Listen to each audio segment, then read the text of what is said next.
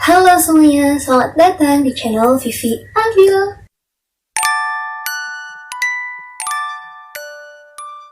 Oke, sesuai judulnya ya, kali ini kita akan lanjut membahas tentang jalur undangan.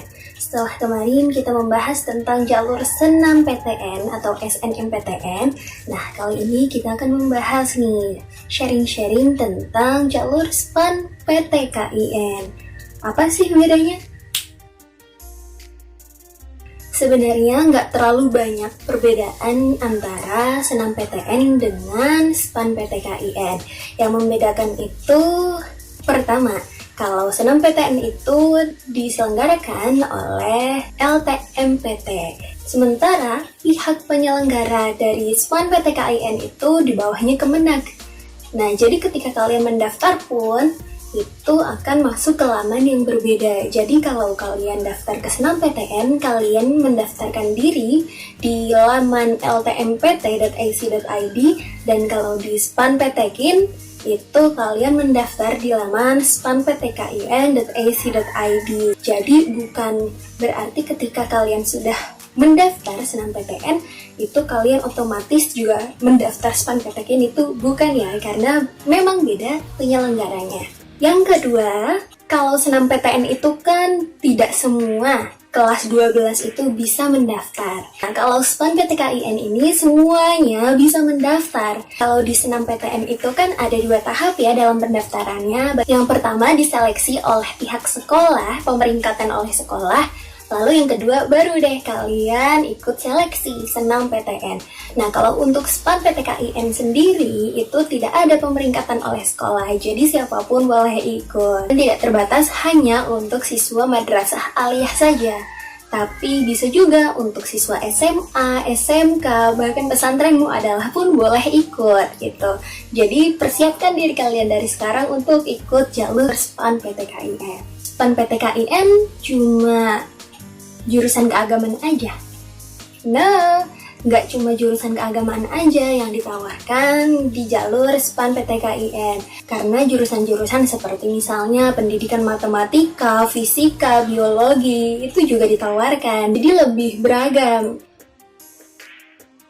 Nah, untuk skema pendaftarannya sendiri itu nggak beda jauh kok sama senam PTN. Buat kalian yang belum lihat, bisa dilihat ya di atas ini. Itu sudah aku jelaskan apa aja sih skema pendaftaran dalam senam PTN. Tapi juga nggak 100% sama seperti yang tadi aku bilang, kalau di SPAN PTKIN itu tidak perlu ada pemeringkatan sekolah. Untuk skema pendaftaran dari SPAN PTKIN ini sendiri, yang pertama itu kalian akan diberikan username dan password oleh sekolah. Jadi berbeda dengan senam PTN yang kalian harus membuat akun LTMPT terlebih dahulu. Kalau untuk jalur SPAN PTKIN, itu akunnya sudah disediakan oleh pihak SPAN PTKIN dengan syarat sekolahmu sudah terdaftar di SPAN PTKIN. Karena belum semua sekolah itu mendaftarkan sekolahnya ke SPAN PTKIN. Jadi harus pastiin dulu nih, sekolah kamu sudah terdaftar atau belum. Kalau belum, itu menjadi tanggung jawab sekolahmu untuk mendaftarkan nama sekolah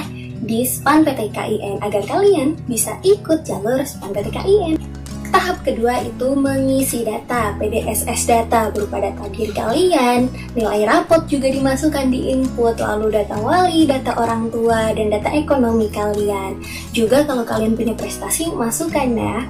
Nah, untuk pengisian data ini yang pasti dari diri kalian sendiri, masing-masing siswa masukkan data diri yang sesuai. Dan kalau untuk aku pribadi, kemarin pengalaman untuk nilai rapot itu sudah dimasukkan oleh sekolah. Jadi aku hanya perlu untuk mengisi data tentang data diriku, data orang tua, dan data ekonomi tanpa perlu memasukkan nilai rapor dari kelas 1 sampai kelas 3 ya, semester 1 sampai semester 5. Tapi juga kalian harus memastikan nih, kalau nilai-nilai kalian yang ada di PDSS sekolah itu sudah sesuai dengan raport fisik kalian. Karena kemarin aku ada 2 nilai raport yang nilainya itu tertukar. Meski nggak terlalu beda jauh, hanya berbeda 1 poin aja, tapi ketika kalian sudah lulus, itu bisa menjadi hambatan kalian karena tidak sesuai, ada kesalahan dalam rapot kalian. Jadi kalian harus pastiin kalau rapot kalian itu benar. Nah, setelah kalian mengisi data diri, selanjutnya itu memilih jurusan. Berbeda dengan SNMPTN yang hanya bisa memilih 2 jurusan dalam 1 atau 2 PTN, di SPAN PTKIN ini kalian lebih banyak memiliki kesempatan karena kalian bisa memilih sampai 4 jurusan sekaligus dalam 2 UEN atau IAIN atau STAIN.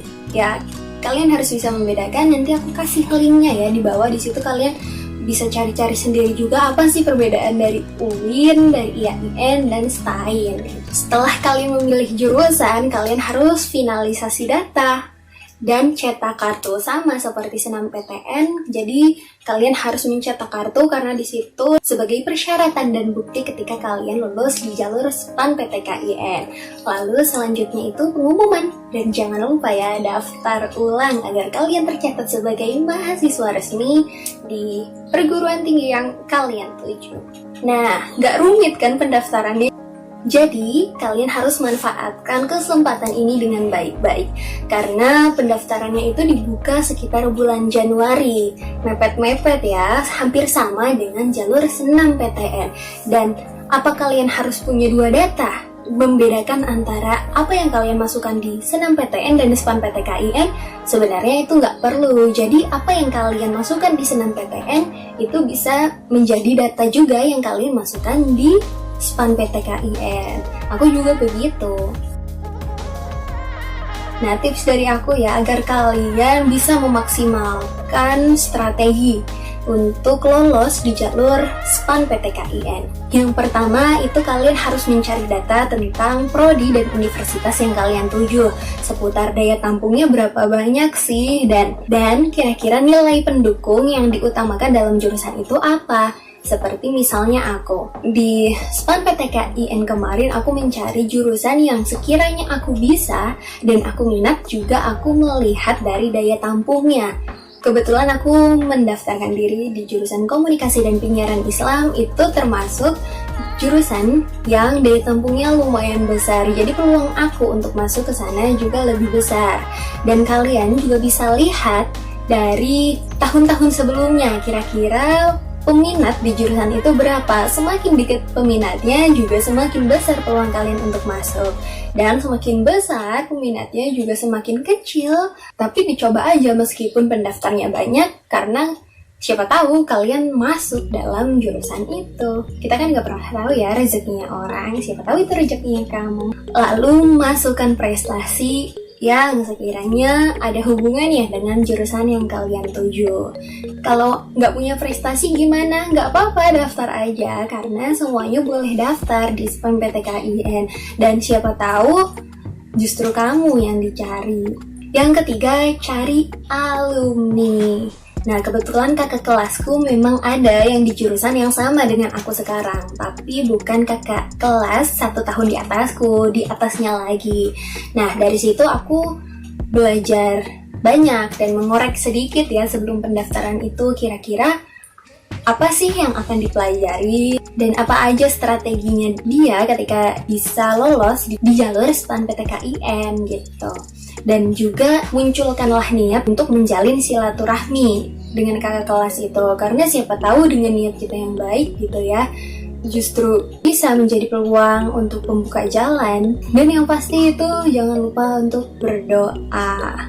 Doa ini kalian bisa rutin, misalnya sehabis sholat, sehabis kalian beribadah, atau sebelum tidur. Maksimalkan dalam sehari itu kalian banyak-banyak berdoa, dan doanya itu jangan mepet-mepet ya.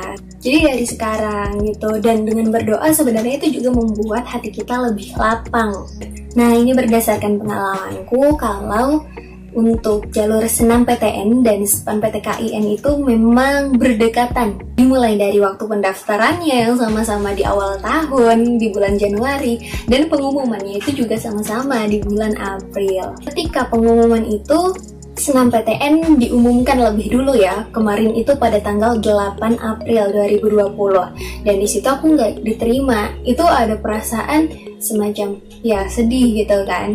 Tapi sedihnya itu yang nggak berlarut-larut karena aku masih punya harapan untuk di jalur SPAN PTKIN. Dan 2 hari kemudian, tepatnya di tanggal 10 April 2020, aku membuka pengumuman dan alhamdulillah hasil halaman pengumumannya itu berwarna hijau yang tandanya itu diterima. Dan responku saat itu aku senang sekaligus ya, karena masih ada perasaan sedih tidak diterima di SNMPTN yang aku nggak tahu ya alasannya, mungkin karena faktor yang lolos itu pasti orang-orang yang lebih baik daripada aku gitu kan untuk di jurusan itu. Itu perasaan sedihnya. Dan perasaan senangnya karena aku udah lega, karena aku sudah diterima di salah satu universitas. Karena kalau misalnya aku tidak lolos di jalur SPAN PTKIN, itu menandakan kalau aku mau nggak mau pasti harus mencari jalur lainnya, yaitu lewat jalur tes, misalnya SBMPTN atau UMPTKIN, yang kebetulan aku memang sudah sih menyicil sedikit demi sedikit untuk tes itu gitu, dari belajar tentang TPS, belajar tentang penalaran umum, dan lain-lain. Dan jarak antara pengumuman jalur undangan ini memang agak jauh dengan pelaksanaan jalur tes, memang agak jauh. Jadi ada waktu. Kita itu harus bisa jadi orang yang fleksibel. Ya, ketika kita tidak diterima atau kenyataan yang kita hadapi itu tidak sesuai dengan kenyataan, kita harus bisa bersikap fleksibel. Karena ketika aku tahu kalau aku itu diterimanya di jalur SPAN PTKIN, sebenarnya yang sudah ada di benakku itu rancanganku di masa depan itu, aku sudah membayangkan kalau aku lulus di jalurnya SNMPTN waktu itu. Dan universitas yang aku tuju antara SNMPTN dan PTKIN itu kan berbeda. Selain berbeda universitas juga berbeda kota. Nah, aku sudah mempersiapkan nih untuk SNMPTN. Kalau saat itu aku lulus ya, aku sudah mencari kontak baru, teman-teman baru di sana, juga sudah mencari kira-kira di sana aku mau kerja apa, maksudnya sambil-sambilan seperti itu. Dan ketika aku lolos dan ketika aku menerima kenyataan kalau aku tidak diizinkan untuk lolos di jalur SNMPTN dan diloloskan di jalur SPAN PTKIN, itu berarti aku harus mengubah rancanganku gitu kan. Plan yang sudah ada di kepala itu harus berubah dari plan A ke plan B di kota yang berbeda, di universitas yang berbeda, dan harus mencari relasi-relasi baru yang berbeda ya. Beruntungnya kalau jalur undangan itu lebih dulu ya.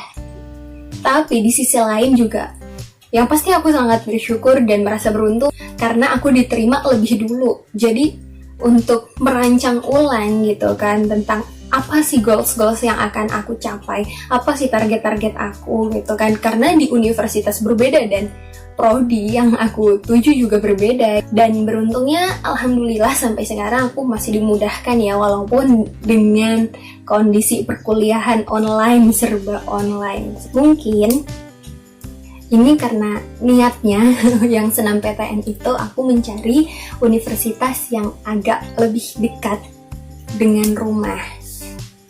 Dan yang Tuhan kabulkan itu